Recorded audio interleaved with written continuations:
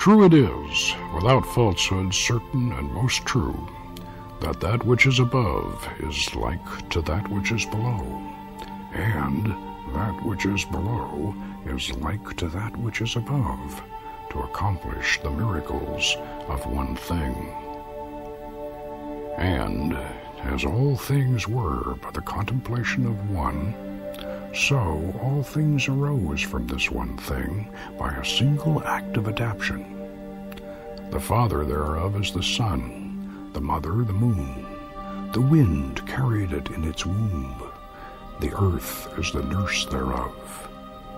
It is the father of all works of wonder throughout the whole world. The power thereof is perfect. If it be cast to earth, it will separate the element of earth from that of fire, the subtle from the gross. With great sagacity it doth descend to earth, and uniteth in itself the force from things superior and things inferior. Thus thou wilt possess the glory of the brightness of the whole world, and all obscurity will fly far from thee. This thing is the strong fortitude of all strength, for it overcometh every subtle thing, and doth penetrate every solid substance. Thus was this world created. Hence there will be marvelous adaptations achieved, of which the manner is this. And for this reason I am called Hermes Trismegistus, because I hold 3 parts of the wisdom of the whole world. And that which I had to say about the operation of Saul is completed.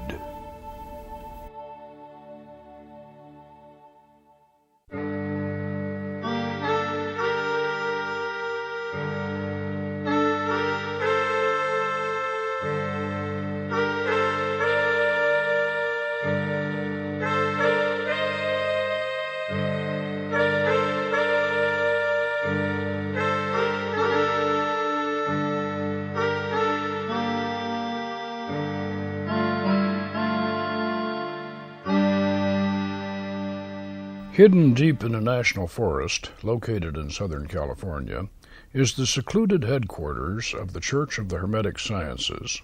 We named our rustic estate Rivendell after the woodland home of the elves, described in J.R.R. Tolkien's fantasy classic, Lord of the Rings. And, as you can see, our Rivendell certainly evokes that image.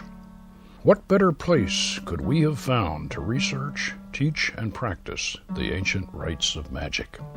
Hermetic magic is our own English and European cultural tradition of shamanism and seership. It is the magic of King Solomon, of Merlin, of Nostradamus and Count Cagliostro. It has been called sorcery, necromancy, and black magic by those who do not understand it. And yet it is also known as the art of kings and the secret science of the philosophers. Here at Rivendell, we have everything necessary to pursue the study and the practical application of this ultimate human adventure. We have an outdoor henge for seasonal ceremonies, an indoor temple for magical rites, an astronomical observatory to view the heavens, and a hermitage for retreats, lectures, and fellowship. Come inside with me now, and together we will lift the veil obscuring this ancient art of wizardry. Welcome to the Church of the Hermetic Sciences and the Order of the Temple of Astarte. In the outer world, I'm known as Poke Runyon. But here, in the inner world of the Rivendell Hermitage, I'm the Archimage Frater Thabion, your host and guide on a tour of the wonderful world of Hermetic magic. Hermetic magic is an art, a philosophy, and a very ancient and powerful religion. Yes, a religion, but with an essential difference from other religions. Where they depend upon faith for their salvation, we seek the wisdom and power of the Gnosis. Know yourself, for in your temple you are one with the gods. In our 2 previous videos, The Magic of Solomon and The Dark Mirror of Magic, we emphasized the techniques of evocation and invocation. That's summoning spirits to visible appearance and calling down angels to converse with them. Now, in some ways, this is putting the cart before the horse, because there's a lot more to the philosophy and practice of magic than these two methods. In this production, we're going to give you a broader perspective.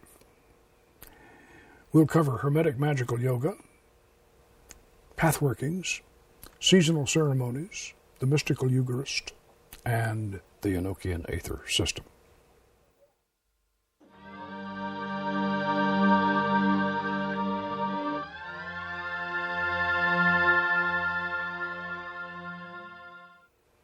Let us begin by establishing the magical universe within ourselves through the process of Hermetic Magical Yoga.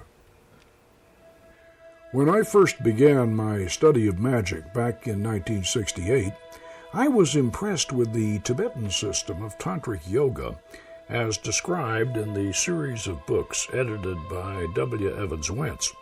I soon realized that the modern European magus Franz Bardon and the British magician Aleister Crowley had both incorporated Eastern yoga techniques into Western magic, but they had both stopped short of adapting the most important Eastern yoga system to Western practice, that of the straight line, spinal chakra system. Neither Bardon nor Crowley could overcome the differences between this Indian tantric configuration and the three-pillared Western tree of life, even though the ancient caduceus of Hermes was a major clue, along with the Renaissance Hermetic mystic Johann Gitchel's drawing of a Western Hermetic chakra arrangement back in 1696, and the lightning flash or flaming sword on the tree of life itself is also an obvious clue. But we still should not fault Bardon and Crowley overmuch for failing to realize and develop this vital secret, because in the latter half of the 20th century, after Bardon and Crowley had both died, Tibetan exiles began to teach selected Western students the inner secrets of their magic.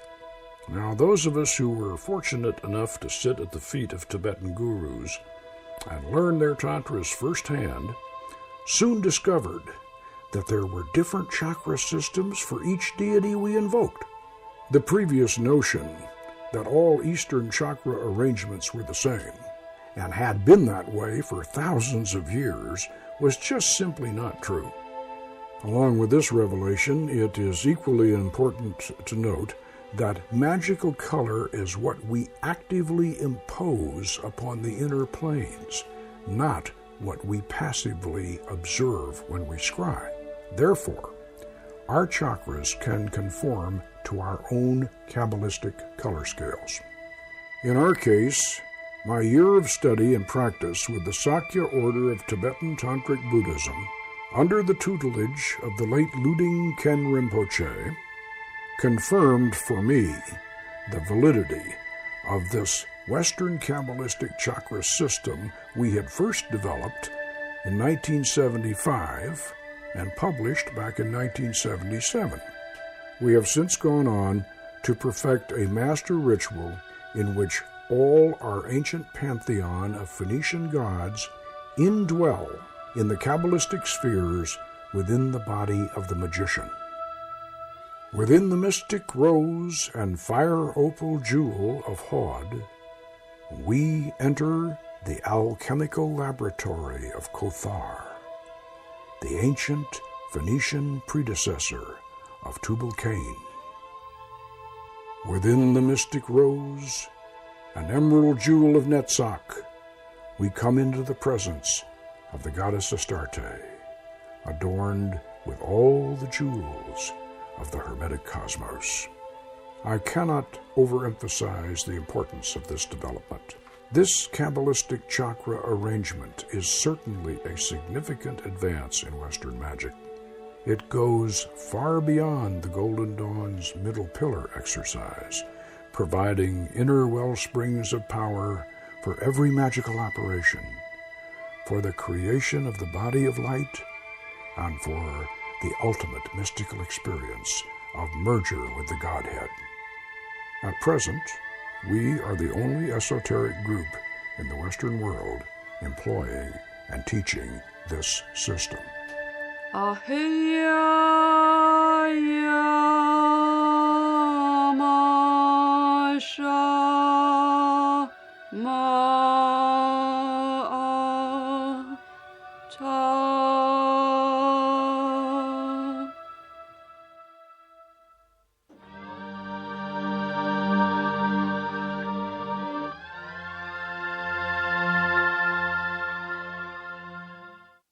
There are other ways of entering this hidden magical universe. Following the Hermetic principle of as above, so below, as within, so without, we have again combined the best of Western and Eastern methods in our pathworking system. Some people might call this technique astral travel. We prefer the term inner plane projection. In 1971, our late Frater Apollonius, known in the outer world as John Brooks, a former student of Sikh Sant Guru Kirpal Singh, conducted us on a hypnotic journey into a magical realm of surpassing wonders and deep wisdom. The key element of this pathworking system is its symbolic attention points, guideposts along the way from which the traveler receives special knowledge for himself or herself alone. This transforms what might otherwise be only a deep trance reverie into a true initiation. We Kabbalized Kirpal Singh's Eastern cosmos, and we added the Golden Dawn's own Eastern import, the elemental tattva symbols, as doorways in the center of our great dark mirror. Come with us now as we venture along the 32nd path on our journey to the sphere of Yesod, the storehouse of memories, and the entrance to the astral plane. The mirror is suspended in space and time. From within our temple it opens out upon the vast darkness of the universe. It is a portal between dimensions, the gateway to realms beyond. Temple pathworkings are usually done inside the magic circle, with the participants lying in a ground star configuration on their backs, heads together, looking up into a suspended, circular, convex, dark mirror. The appropriate tattva symbol, in this case Parvati representing the earth element, is placed in the center of the great mirror. The mirror, suspended waist-high, also serves as an altar top, on which will be placed the symbols relating to the path and the sphere of the working. After a hypnotic induction which renders the physical body inert, the living spirit body is released from the dormant physical form and flies up through the tattva, which serves as an astral doorway leading to the inner realms of the Olam Yetzirah.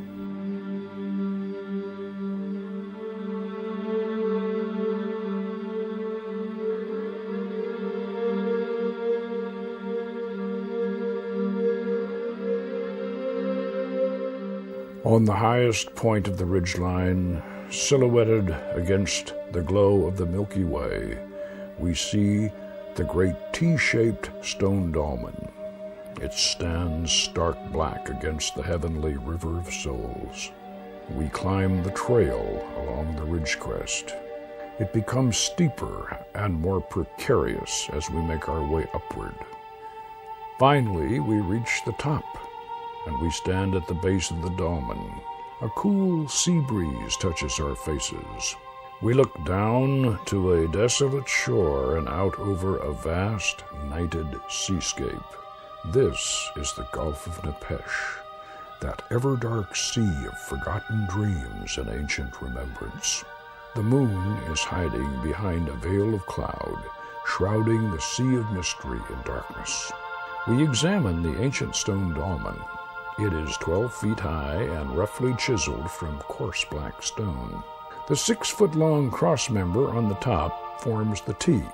There are forged bronze rings set near the ends of the cross. On the upright member there are hand and toe holds and a ledge to stand on. We realize that this dolmen must have been used by shamans of old in a vision quest rite of self-crucifixion, and that we are now here for that purpose ourselves. Each of us, in turn, will climb up upon this great Tau cross. Now it's your turn, and you climb up to stand on the ledge. Carefully, you move around to face outward. You stretch out your arms in the sign of Osiris, and you grasp the bronze rings. The moon emerges from behind the clouds and bathes the vast seascape beyond in a pale silver light. You have a panoramic view of the shoreline and the Gulf. 1,000 yards out beyond the surf, a great statue rises out of the dark waters. This is the Colossus of Yesod. Far out on the dark horizon to your left, an orange light flashes from the distant spear of Hod, and, far off to the right, a green spark glimmers from the sphere of Netzach. These distant beacons focus their rays on the crystal atop the Colossus. The crystal shimmers with an electric aura, and suddenly a deep blue ray is projected directly towards you. It engulfs you in a violet blue field of magnetic energy. Your Yesod chakra is awakened. A rose of 9 yellow petals has opened to reveal a glittering violet amethyst. You have thus received the second of the jewels with which you will build your body of light. Remember it always and treasure it well. After we have received our mystical empowerment, we will journey out over the dark gulf to climb the spiral ramp circling the Colossus. We will enter the crystal globe of memory and relive one of our past lives. Following this experience, we will return along our path to the astral doorway that leads us back through the dark mirror and into the temple, where we will awaken from our hypnotic trance, recalling our adventure and the knowledge we have gained.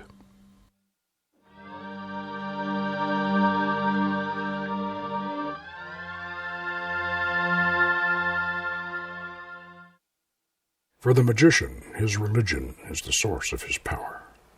He calls upon God, or the gods, to aid him in his quest for wisdom, inner strength, and enlightenment.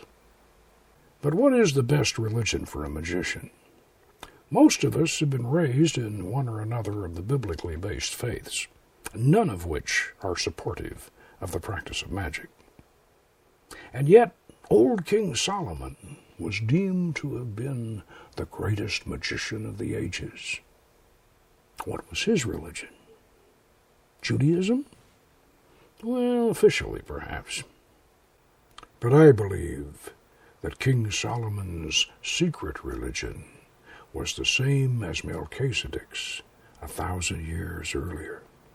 The ancient religion behind the Bible. The oldest religion.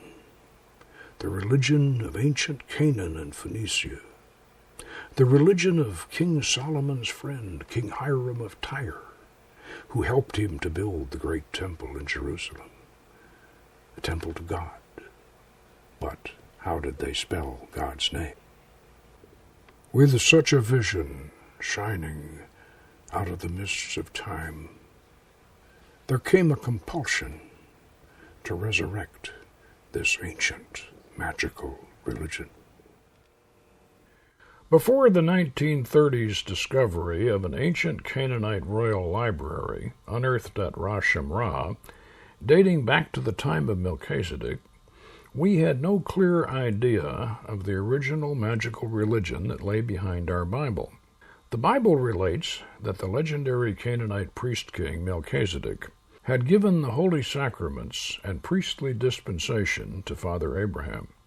And in the New Testament, Jesus is said to have been a priest after the order of Melchizedek. Beyond that, we had only the biased accounts of later Hebrew zealots in the Old Testament and equally critical Christian reports from classical times concerning the oldest religion. Before the translations of the recently discovered Ra Shamra tablets became available in the 1950s, our limited knowledge of the ancient Phoenician mysteries was summed up in such works as James George Fraser's The Golden Bough and Jesse Weston's From Ritual to Romance. Back in 1969, through the magical medium of the Dark Mirror, I had contacted the ancient Phoenician goddess Astarte and her consort Prince Baal. I knew that Astarte was the muse of old King Solomon, and the inspiration behind his reputation as the greatest magician of the ages. She had inspired him to build a temple for her, and she had inspired us to recreate her religion. Ours was not the first recreation of an ancient pagan seasonal ritual cycle. We were fortunate to have the example of Frederick Adams and Lady Svetlana's Feraferia to guide us. Their poetic and mystical modern recension of the ancient Greek Eleusinian mystery festivals marked the beginning of the Neo-Pagan Movement in modern America. We began our yearly seasonal rites, performed on the solstices and the equinoxes, back in 1974. We have performed them 4 times yearly ever since. Let us return now to 1974 at Montsalvat Hermitage in Pasadena, California, when we enacted our first autumn equinox pageant, the Festival of 7 Gates, in which the Goddess Astarte descends through 7 celestial portals to vanquish Mot, the Lord of Darkness and Death, and resurrect the dead Prince Baal. The actual ceremony was performed at night. What you are watching was a reenactment for the camera filmed in daylight. And though it lacks the drama and mystery of a torchlight performance, we are fortunate to have captured the late pagan elder Joseph Wilson, our Frater de Juti, and our honored guests, Frederick Adams and Lady Svetlana of Feraferia. There is more to the symbolism of this ancient seasonal cycle than mere modernization of a Bronze Age agricultural mythology. We are actually dramatizing the primal operations of Hermetic alchemy. In autumn, the goddess bears the life-giving grail down from the holy mountain through the 7 gates of the underworld to resurrect the dormant fertility god Baal. This is the origin of the legend of Salome's Dance of the 7 Veils. Baal's thirst is quenched and he is revived in the western quadrant of water, under the sign of Mercury, representing the alchemical process of solution. In winter, the world is threatened by storms and floods brought on by the dragon of chaos. Alone, Prince Baal cannot defeat the dragon. He shares his victory with the moon goddess Tanit at winter solstice in the northern quadrant of Earth, under the sign of Salt, representing the alchemical process of separation. In spring, Baal and Astarte are united in the joyous rite of Hieros Gamos, or sacred marriage, at the equinox, which culminates in our communion of the elements ceremony in the eastern quadrant of air under the sign of Spirit, representing the alchemical process of conjunction. In summer, Prince Baal, the Green Man, is killed by the Dark Lord when the sun reaches its height at summer solstice. Then the crops wither and die on the southern quadrant of fire, under the sign of sulfur, representing the alchemical process of calcination. And now it is the eve of the summer solstice, and you have been invited to Rivendell to participate in a magical adventure, the ancient rite of Adonia, the death of the Year King. Welcome, friends. Follow me across the bridge and into the world of magic.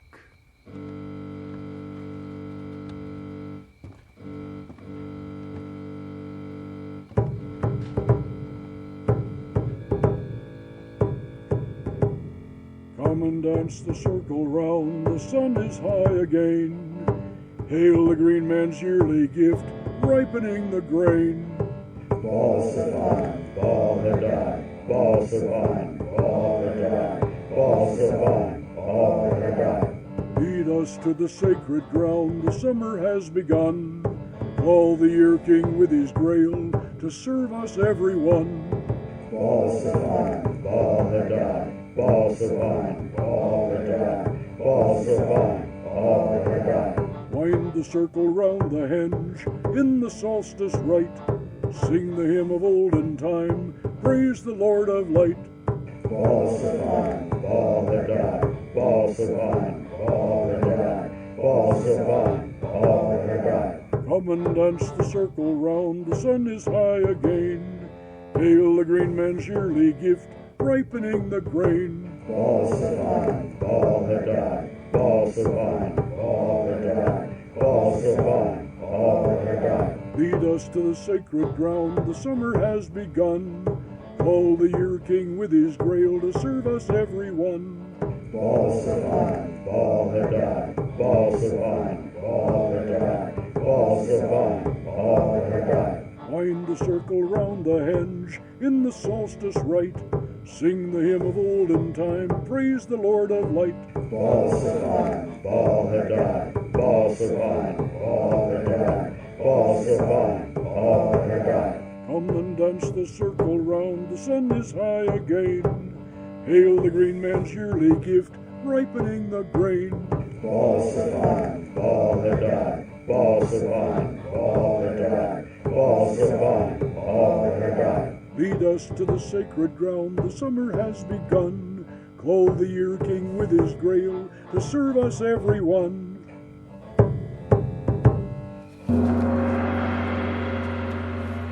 Adonia, the festival of the Summer Solstice. The drama depicts the death of the year king at the hand of the Dark Lord, opening the season of heat and dryness in the southern quadrant of the magical circle, which is ruled by the principle of fire and the philosophical element of sulfur, symbolizing calcination, the first of the four primal operations of alchemy, and accomplishing the purification of the spirit through sacrifice. Hearken now unto the myth of the sacred year, that with the coming of the summer solstice, when the blazing torch of the gods reaches highest in the heavens, and the fruits ripen on the vine, lo, Prince Baal is at the zenith of his power. Like the gentle rains and the warming sun that cover the hills with green, the Prince of Earth brings the blessing of heaven, the golden seminal sacrament of life unto the celebrants of his ancient rite. And such is the mystery of the Holy Grail. But that star-born crater was not filled with the wine of blood or death, but rather with the nectar of life, like unto the straw of the solar lingam, symbolized by golden honeymead in the great chalice of the solstices. So it was. So it is. And so shall it be.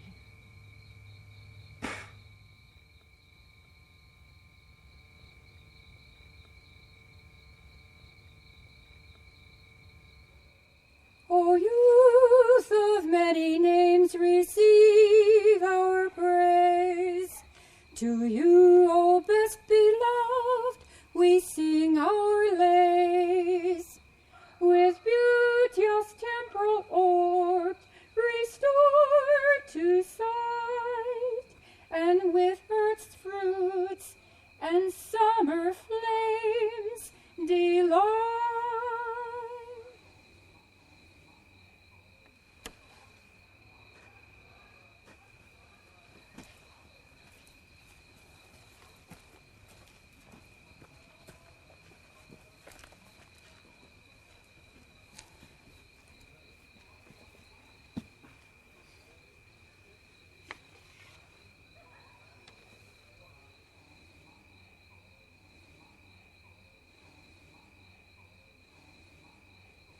Mata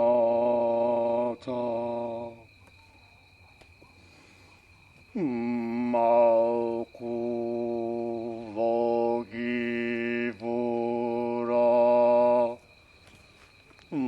Vogidula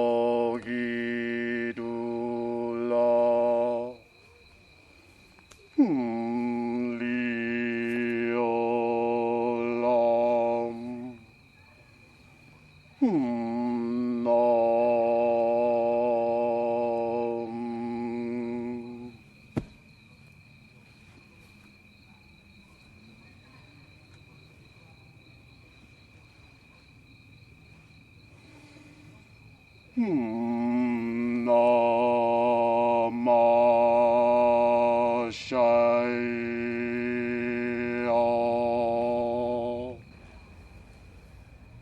Before us,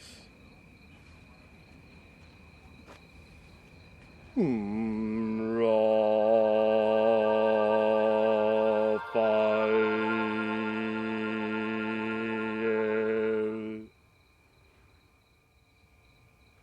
Behind us, Gabriel.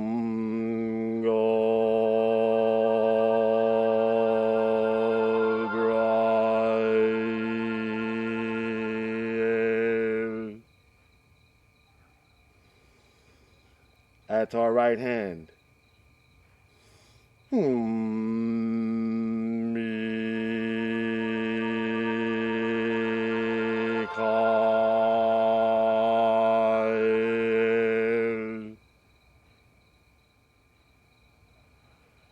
At our left hands, Noriel.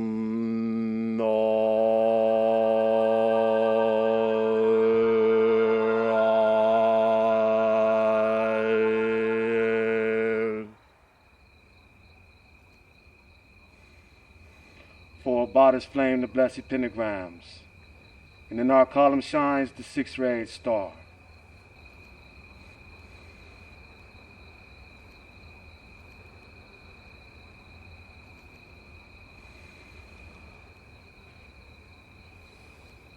By the alchemy of calcination, darkness, fear, and woe be gone.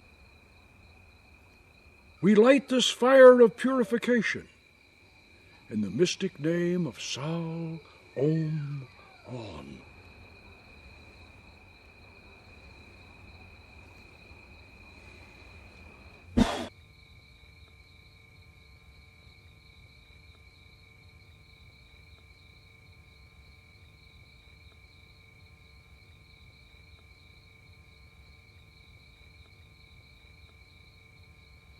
Holy henge of cycling seasons.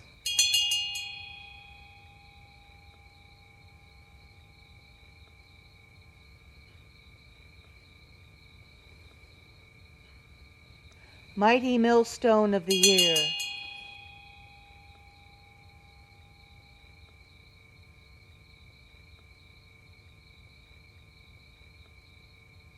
Marks the longest day of summer.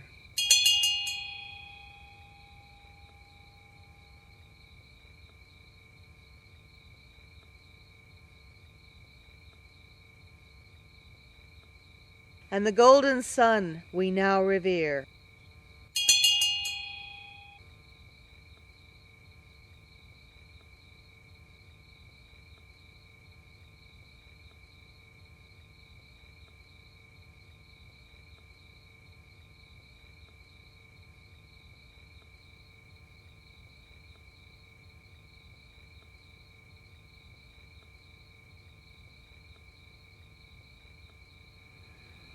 Tree-born lord in leafy raiment, sired by golden solar ray, thee we invoke with scent of myrrh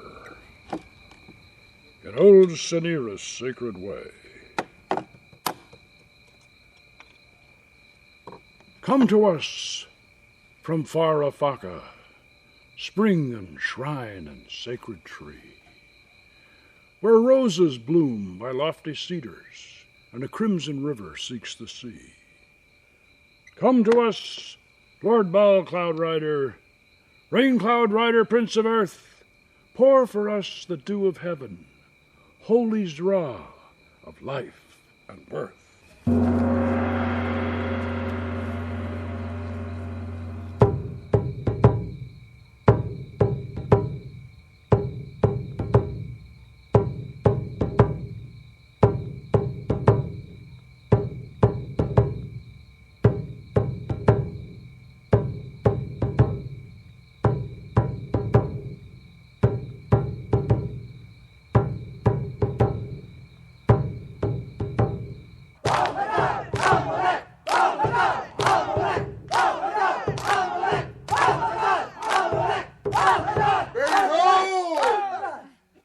The golden dew of heaven.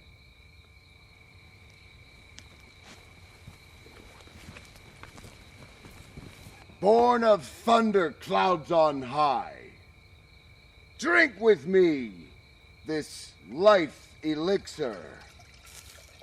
Dance ye round till the cup be dry. Round the circle goes, while the sacred river flows. Round and round the king we hail, and we drain the holy grail. Round and round the circle goes, while the sacred river flows. Round and round the king we hail, and we drain the holy grail. Who drinks with me? We drink with thee! Who drinks with me? We drink with thee! Who drinks with me? We drink with thee! Who drinks with me? We drink with thee! Then drink!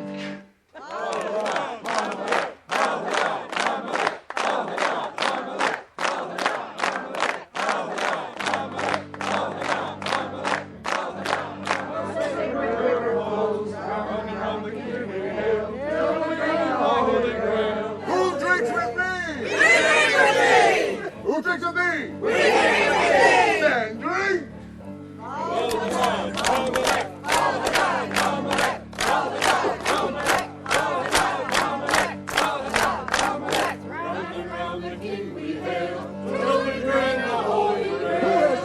Drunk with me. Drink!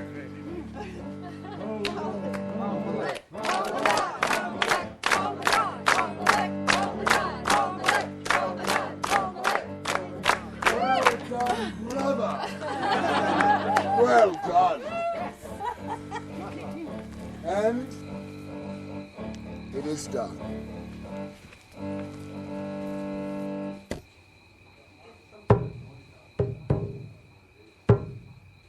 Who dares to roll the drum of battle? Who comes upon me from the north? Who marches on me from the darkness? I, Prince Baal, do call thee forth.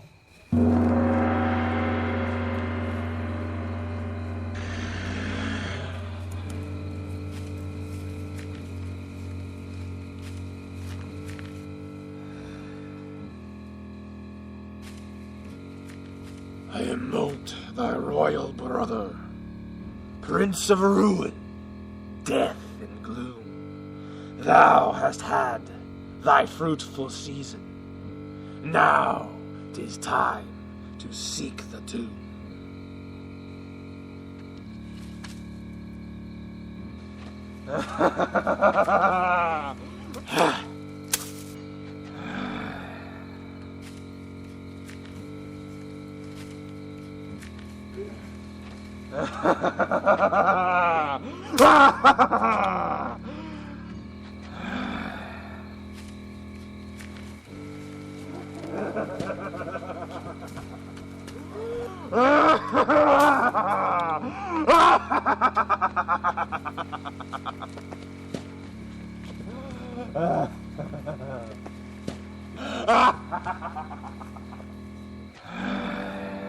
Now the crops will parch and wither. Rivers, streams, and wells be dried. I have laid my curse upon thee. Drought and famine evermore. Death and rot and disillusion is all thou hast in store.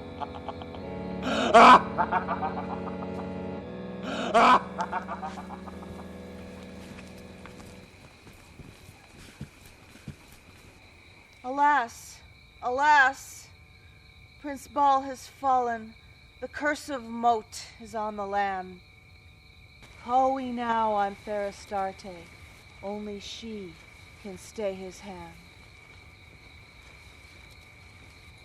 Queen of heaven, fair Astarte, mistress of the evening star, wave-born goddess, dove of morning, hear us in thy land afar. Come to us on white wings gliding, come to us on crested foam. Bring to us your love supernal from your emerald palaced home. Hear our call, O fair Astarte, consort of our dead Prince Baal. Lift the curse of Moat upon us. Shield us from the fires of Saul. Grace the land with milk and honey. Save the seedlings in the earth. Grant us hope for all the future. Give us life and love and birth.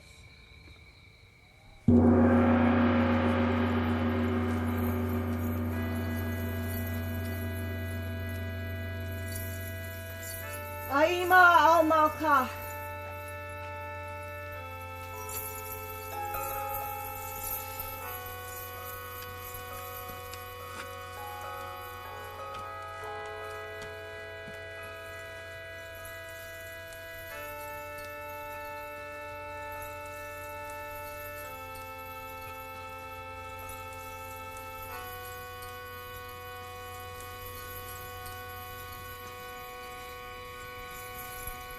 I have heard thy call, my children, but at last you cried too late.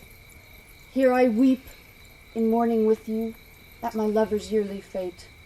With him goes the bloom of springtime, with him pass the gentle rains. He alone could fruit the hillside, he alone could green the plains. Yet am I still queen eternal, star-born daughter of the great El? Seedlings slumber, yearlings prosper under my protecting spell. In the autumn I do pledge ye war to make the Dark Lord yield. Armed with stock and stone to grind him, I shall cast Moat to the field. Bearing with me heaven's nectar, I shall raise the dead Prince Baal, to regain again in winter season with the waxing rays of soul. Come ye now, mourn him with me. Burn away the blood-born rose. Purify the soul in sadness. Shed the tears of she who knows.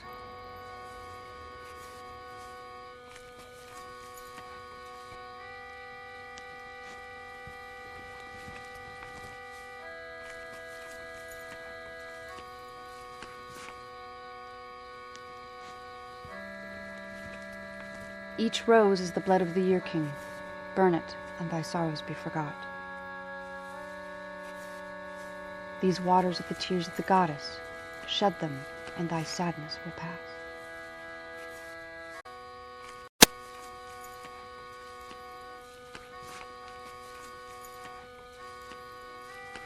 Each rose is the blood of the year king. Burn it, and thy sorrows be forgot. These waters are the tears of the goddess. Shed them, and thy sadness will pass.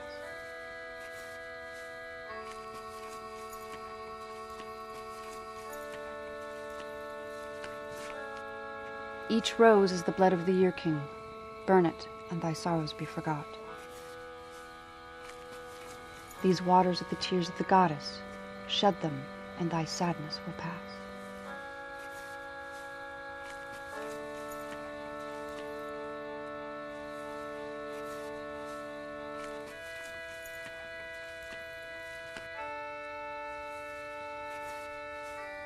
Each rose is the blood of the year king.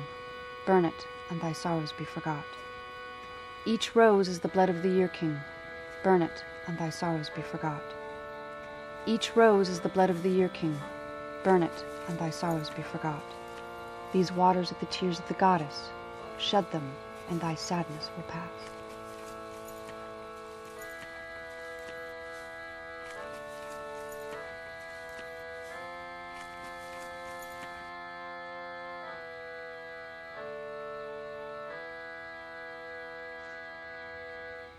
Hoima Hamalka, Hoima Hamalka, Adonai Hamalka.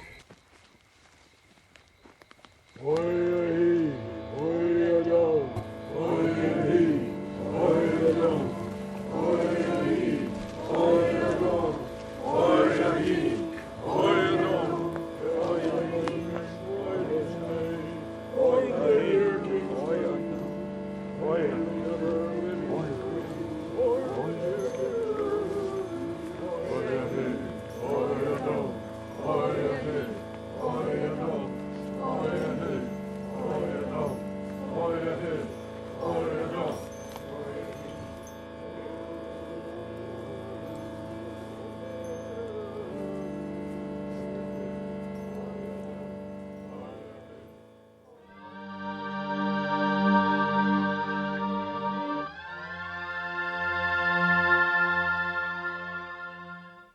Who drinks with me? When I researched the ancient Canaanite tablets discovered at Ugarit, and not translated until after World War II, I made an amazing discovery. Prince Baal was said to have filled a great holy goblet with 10,000 pitchers of wine. This supported anthropologist Jessie Weston's earlier 1920 Phoenician origin theory for the Holy Grail in her book From Ritual to Romance. The Holy Grail and the other Grail Hallows are far older than Christianity. Older even than Moses. They go back to the days of Melchizedek. These sacred objects, which are the four elemental weapons, the suits of the tarot, and the implements of the magus, are the living heart of our magical religion. They are the instruments of our art, the holy implements of our transformation, and they are central to our most solemn and sacred Eucharistic rite of 7 sacraments, the most ancient communion of the elements.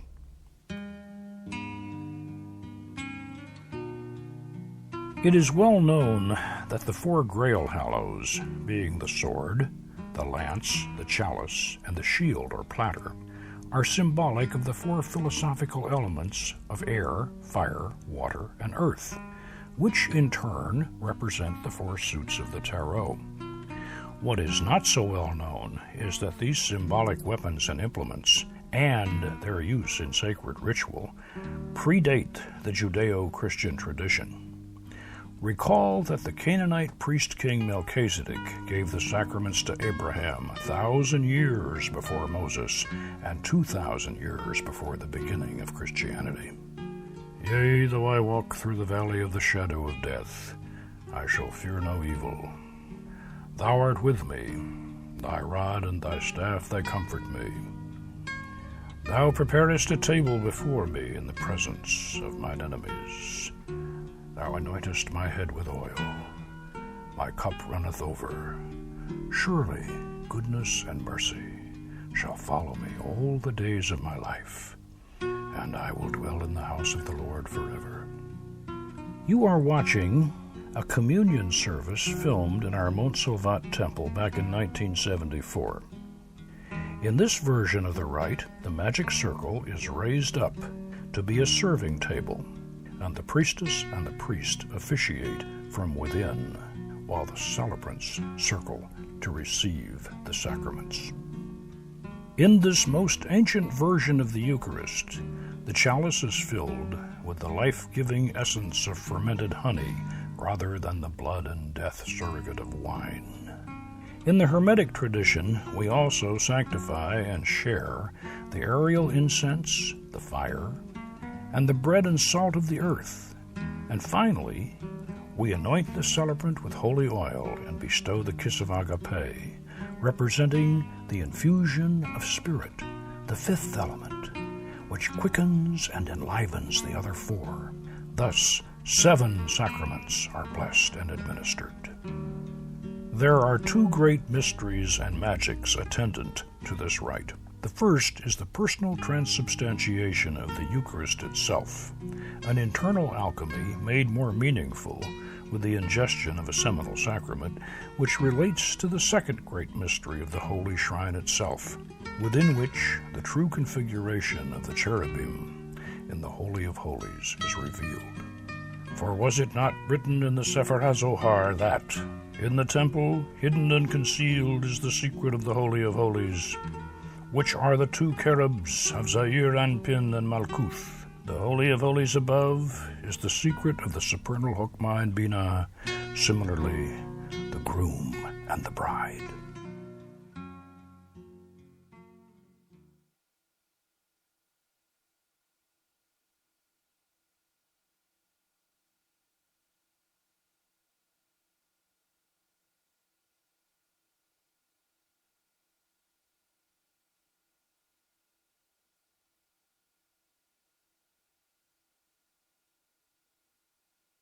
In recent years, our High Communion has been presented in total silence, with spiritual music in the background. The symbolic gestures of our acolytes, our deacon, and our priest and priestess are more eloquent and evocative than words. The deacon gives the charge and opens the temple with a pentagram ritual. The acolytes then enter in procession, carrying with them the Grail Hallows, and they venerate the elements. The priestess and priest open the shrine to reveal the ultimate mystery and then administer the sacraments to the celebrants. Now, let us observe the rite as it was recently performed for our Southern California magical community.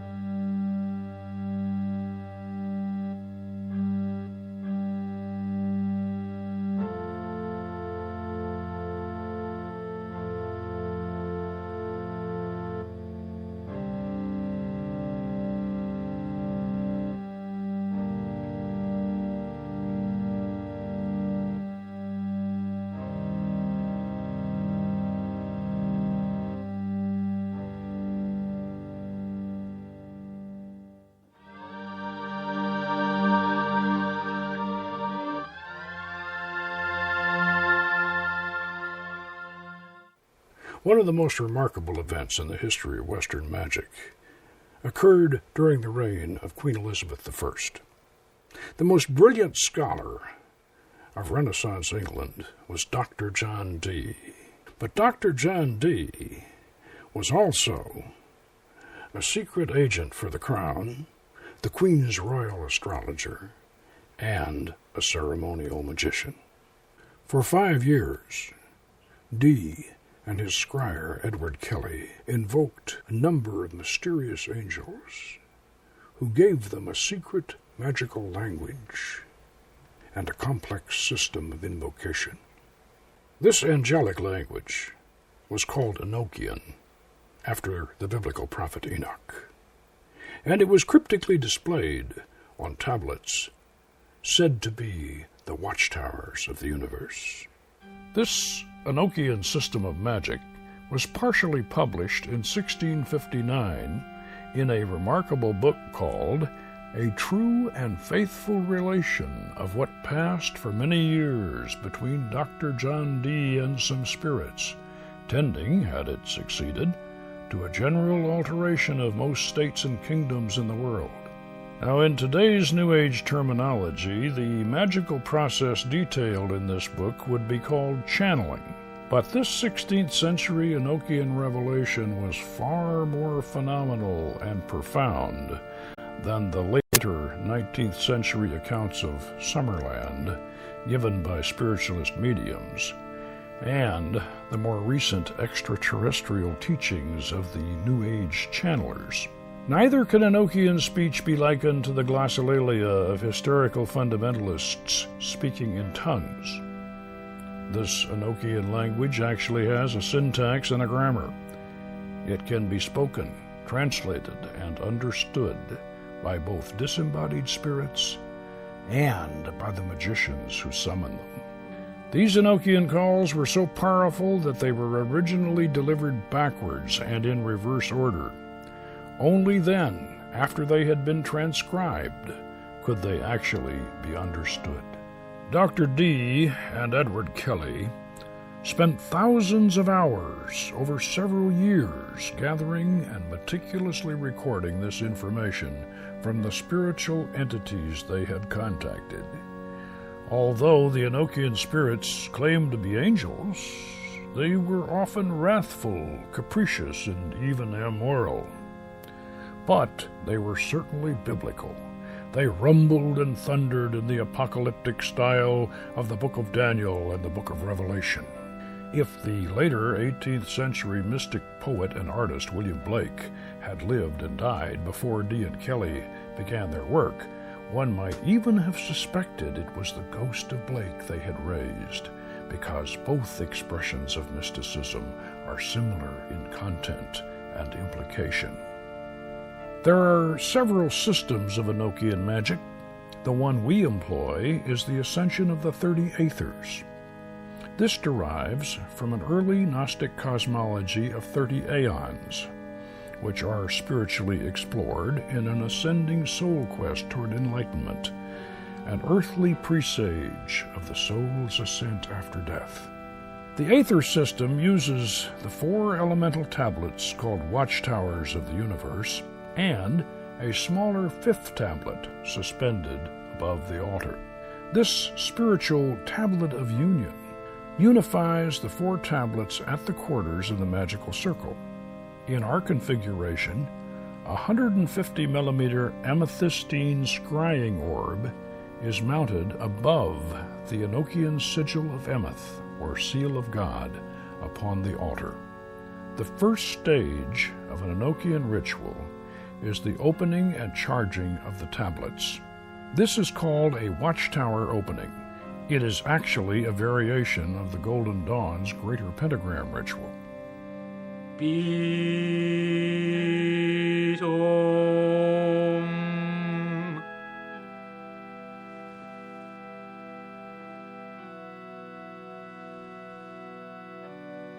Oitea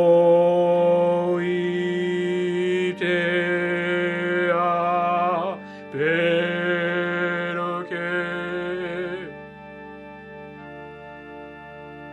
Eum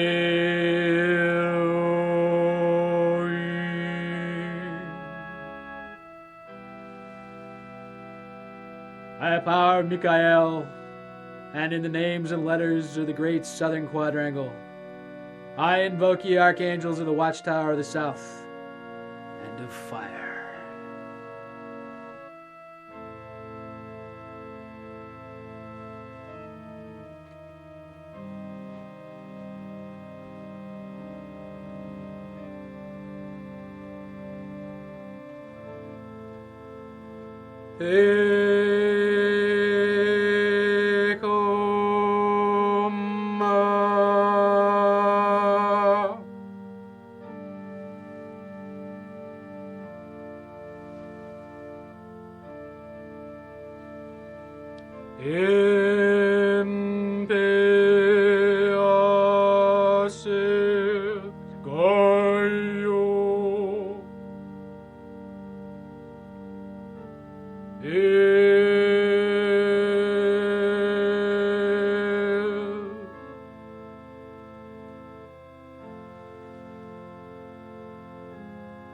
By the mercy of Gabriel,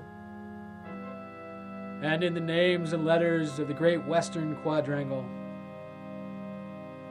I invoke ye archangels of the watchtower of the west and of water.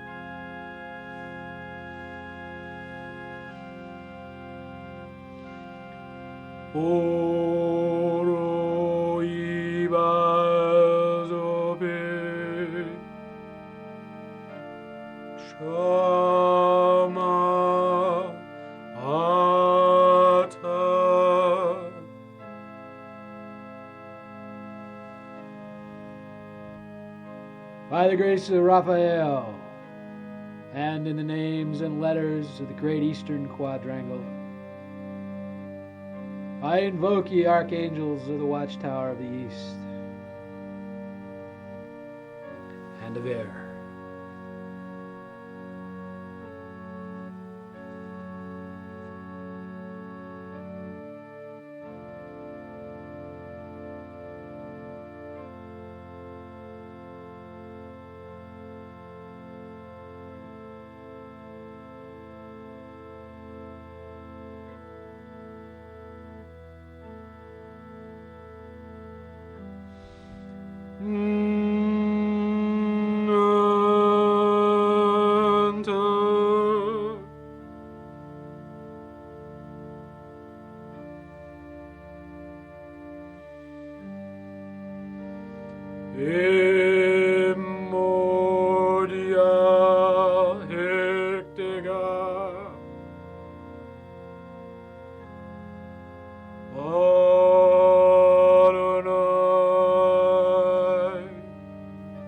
Of Oriel, and in the names and letters of the great northern quadrangle, I invoke ye archangels of the watchtower of the north and of earth.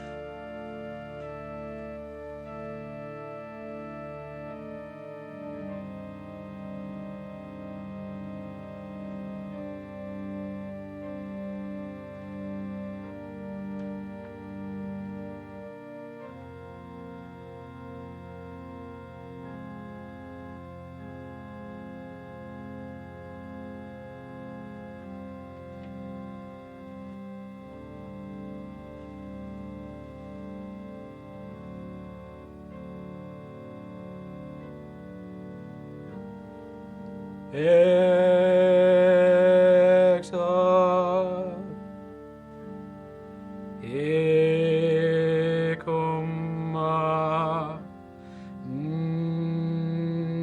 Nanta, Vitoe,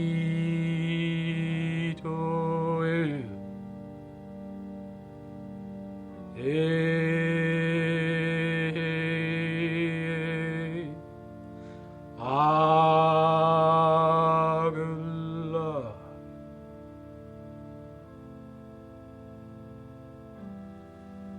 By the power of Yadaboth, and in the names and letters of the mystical tablet of union, I invoke ye divine forces of the spirit of life whose dwelling is in the invisible.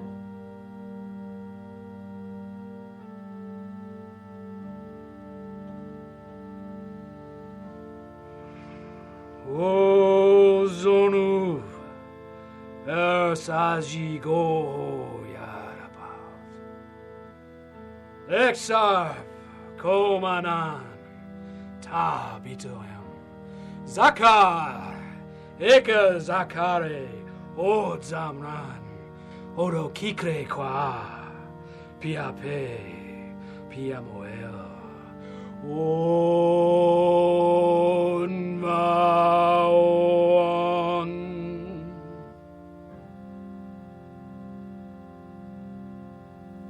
Let the divine white brilliance descend.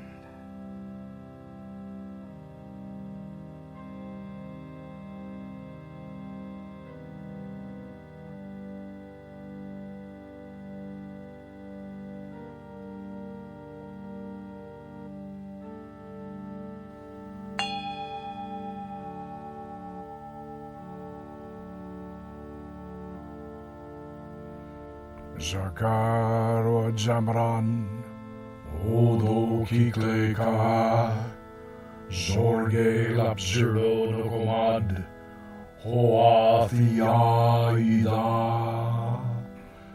Zakar o Zamran, Odo Kikleka, Zorge Lapzirdo Nokomad, Hoathiaida.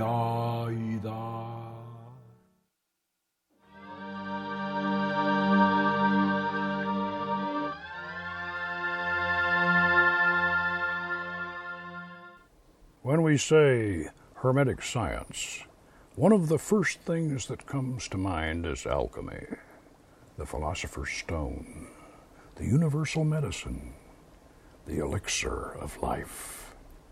Come along with us now on a fantastic journey into the strange world of alchemical transformation as we present our bonus feature, Massa Confusa, a short film by Eric Bazik.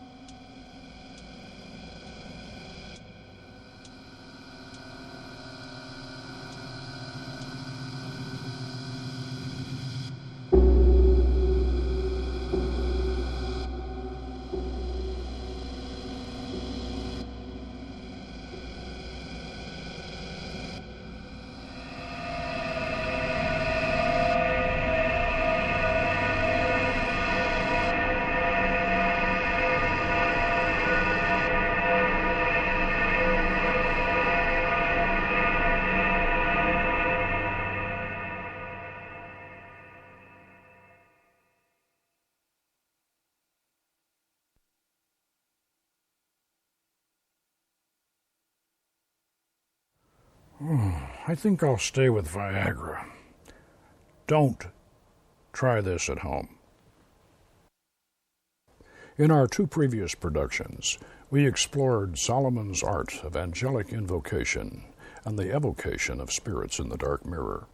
In this production, we've introduced you to Hermetic Yoga, Pathworkings, Seasonal Ceremonies, the Magical Eucharist, Enochian watchtowers, and the perils of alchemical experimentation. Beyond this lies the vision quest for the Holy Guardian Angel and the profound mysteries of celestial magic. At this point, you might be wondering, what magical tradition do we follow? Do we derive from the Golden Dawn, the Ordo Templi Orientis, or some other Hermetic Rosicrucian order? No. The tradition we follow is 100 years older than the Golden Dawn and the OTO. Our initiations are based on the 18th century European rite of Crater-Rapoa, which was a faithful reconstruction of the classical pagan initiatory rites conducted in ancient Alexandria in the 1st century of the Common Era. We are of the ancient Hermetic tradition. Now, if you will give just a moment's attention to Frater Namus, our director, Greg Jednak, who played Prince Baal in our seasonal ceremony you just witnessed, Greg will introduce you to our other videos and publications. Originally, we released the instructional documentary, The Magic of Solomon, in VHS format. It is now available in an updated, extended DVD 2nd edition. This production dramatically demonstrates Solomon's magical arts of angelic invocation and the evocation of spirits in the dark mirror. At the same time, we released the companion volume, The Book of Solomon's Magic, for students who wish to actually master and practice Solomon's ancient art of magic. We followed our first video with The Dark Mirror of Magic in VHS, which recorded an actual magical operation evoking a remarkable prophecy of world events that afterwards came to pass. This video has also been updated and extended in a 2nd edition DVD version. We published Secrets of the Golden Dawn cipher manuscript for students who want to learn the essentials of the Golden Dawn system, and Seasonal Rites of Baal and Astarte, which contains the complete scripts, staging directions, and commentary for all 4 of our seasonal ceremonies, including the Summer Solstice rite you saw performed in this production. And we have also published 2 volumes of our occasional journal, The 7th Ray. The first issue contains the Golden Dawn's hitherto secret document, Book H, from which their Enochian magic was derived. The second issue features our 11th sphere Tree of Life with 3 new tarot cards in full color. These materials are all available from us through our website or through major online distributors. In parting, let me remind you that in your temple you are one with the gods. Farewell and good magic.